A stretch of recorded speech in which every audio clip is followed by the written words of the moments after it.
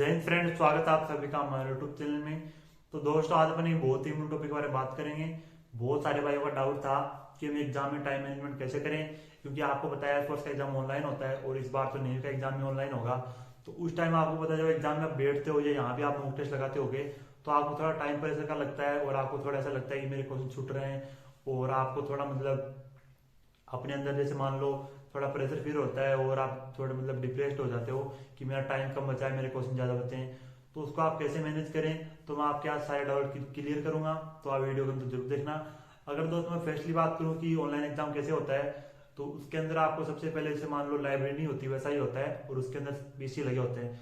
तो आपको पहले वहां पे जाके बैठ बैठ बैठ जाओ अपनी सीट के ऊपर, और फिर आपको उसके अंदर हॉल टिकट नंबर डालने हैं। अगर कोई नहीं डाल सकता तो वो डाल देंगे। बहुत सारे भाई बोलते हैं पीछे नहीं चलाना था, आपको कुछ नहीं करना है, हॉल टिकट नंबर ही वो डाल देंगे। आपके सामने मॉक टेस्ट, वो आपका जो भी एग्जाम के जो क्वेश्चन होंगे वो खुल जाएंगे। बस आपको तो क्लिक करना है। और आप अगर जैसे मान लो किसी ने ये ऑप्शन क्लिक कर दिया, तो उसके बाद वो बी भी कर सकता है, चेंज कर सकते हैं मतलब ऑप्शन, ये इसका एक फायदा है। और अगर आप जैसे मान लो बी ऑप्शन कर सकते हो, उसी का अपने अकॉर्डिंग। बस आपको तो माउस से क्लिक करना है, इतना ही चलाना आना चाहिए आपको कि माउस से आप क्वेश्चन का आंसर टिक कर सको।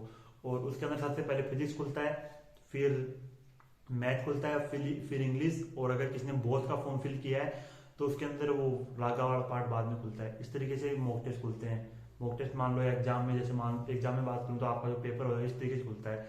और पहला जो पेपर होता है फिजिक्स का, उसमें 25 क्वेश्चन आते हैं और 20 मिनट मिलते हैं। उसके 2 से 3 मिनट के गैप के बाद आपका मैथ का पेपर खुलेगा और उसके अंदर आपको 20 मिनट मिलेंगी। और उसके 2 से 3 मिनट के गैप के बाद आपका इंग्लिश का पेपर खुलेगा, उसमें भी आपको 20 मिनट मिलेंगी। और वाहिगुरु का फिल कर रखा था, उसके बाद वाहिगुरु का खुलता है। इस तरीके से आपके पूरा एक पैटर्न रहता है। अब बहुत सारे भाई, जैसे मान लो मेरा फिजिक्स का पेपर हुआ पहले, तो फिजिक्स का पेपर हुआ तो फिजिक्स में मेरा पेपर जैसे मान लो चल रहा है और मैं कैलकुलस मिस्टेक कर रहा हूँ, मेरे से न्यूमेरिकल नहीं बन रहे, और जैसे मान लो और भी बहुत सारे प्रॉब्लम है। तो मैंने मतलब, आपको सबसे बड़ी गलती तो आप क्वेश्चन में फंसना मत।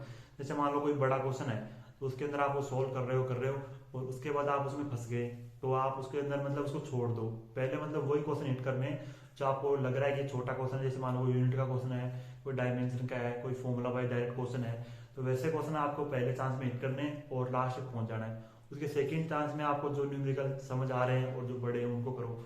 और जैसे मान लो अगर आपका फिजिकल पेपर मान लो खराब हो गया, तो उसको आप मतलब अपने वो मत करना कि मेरा फिजिकल पेपर खराब हो गया, उस पर सोचना मत ज्यादा। क्योंकि जैसे मान लो फिजिक्स का पेपर खराब जाता है तो उसका इफेक्ट पड़ेगा मैथ पे। अगर मैथ का पेपर अच्छा आया, आपको आते भी क्वेश्चन है, तो अगर आप उसके बारे में ज्यादा सोचोगे तो आपका मैथ का पेपर भी खराब होगा और फिर इंग्लिश का भी होगा। तो मतलब एक एक सेक्शन जैसे मान लो कैसा भी गया, तो उसको मतलब उसके बारे में सोचना नहीं है, दूसरे के बारे में कि मेरा मैथ अच्छा नहीं गया, बेकार गया, तो मैं उसके अंदर मतलब क्या करूं, मेरा मैथ अच्छा नहीं जाएगा। आपको एक सेकंड सबमिट होते हैं उसके बारे में भूल जाना सब कुछ और दूसरे पे मतलब फोकस करना है कि वो तो गया जैसा गया, अब मैं मैथ पे फोकस करता हूँ। इस तरीके से मतलब एग्जाम माइंड सेट रखना पड़ता है। अगर आप फिजिक्स के बारे में सोचते रहे तो आपका मैथ वाला भी चला जाएगा, और अगर दोनों के बारे में सोचते रहे तो इंग्लिश भी चली जाएगी। और इंग्लिश में सबसे ऐसा है कि मतलब इंग्लिश पे सबसे ज्यादा फोकस करना चाहिए, क्योंकि इंग्लिश स्कोरिंग सब्जेक्ट है। आपको पता है ऑनलाइन एग्जाम है, क्वेश्चन कई बार ले दिया जाते हैं, कैलकुलेशन फंस जाती है तो टाइम चला जाता है, क्वेश्चन नहीं बन पाते। पर इंग्लिश ऐसा है, जैसे मान लो कोई भी सिनोनिम आया तो आपको अगर आता है तो डायरेक्ट हो जाएगा। इस तरीके से क्वेश्चन आते हैं इंग्लिश में, तो इंग्लिश में आपको कोई प्रॉब्लम नहीं होगी। और अगर बात हो रागा की, तो रागा में आप सबसे पहले जैसे मान लो जीके जिस क्वेश्चन आते हैं उसको अटेम्प्ट करने की कोशिश करें अगर आपको आते हैं तो। उसके बाद रीजनिंग करने की कोशिश करें, उसके बाद जनरल मैथ। तो जनरल मैथ के क्वेश्चन भी तो आपको पता है, मैथ के क्वेश्चन थोड़े लेंदी होते हैं और उनके अंदर कैलकुलेशन आ जाती है। तो इस तरीके से आपको ना माइंड सेट रखना है। और एग्जाम जैसे मान लो यहाँ आप मोक टेस्ट लगाते हो वैसा ही होता है, कोई बड़ी चीज तो है नहीं, बस नॉर्मल से आपको थोड़ा मतलब माइंड को स्थिर रखना है। अब बहुत सारे भैया तो कॉन्फिडेंस रहते हैं ज्यादा, या ओवर कॉन्फिडेंस जिसको बोलते हैं अपन, और बहुत सारे भैया लोअर कॉन्फिडेंस रहते हैं। तो ओवर कॉन्फिडेंस रहते हैं वो ऐसा रहता है मैं सब कुछ मतलब वो कर दूंगा, ये कर दूंगा, और वो ज्यादा क्वेश्चन करके आ जाता है एग्जाम में। जैसे मान लो उसको आते 20 ही है, उसने 5 भी कर दिए, हाँ ये हो सकता है ये हो सकता है के चक्कर में उसने पूरे क्वेश्चन कर दिए, फिर रिजल्ट आता है उसके माइनस मार्किंग होती है बहुत ज्यादा।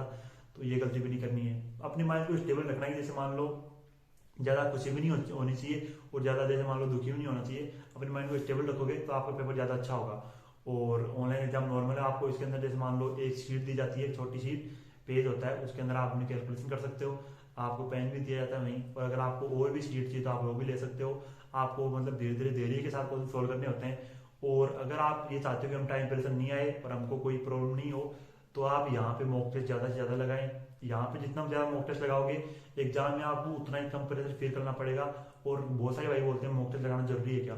मॉक टेस्ट बहुत इंपॉर्टेंट है, क्योंकि अगर आप यहाँ मॉक टेस्ट नहीं लगाओगे तो आपको एग्जाम में बहुत ज्यादा प्रेशर फील होगा। आपको फर्स्ट टाइम ऐसा नहीं पता होगा कि मेरे को कौन कौन से टाइम में क्या करना है, क्योंकि अगर आप यहाँ प्रैक्टिस करते हो तो आपको पता होगा कि मेरी कहाँ स्पीड है, कौन सा चैप्टर मेरा अच्छा है, कौन सा ऐसा है, तो आपको सारी चीजें पता चल जाती हैं। तो एग्जाम में आप उन चीजों पे काम कर सकते हो।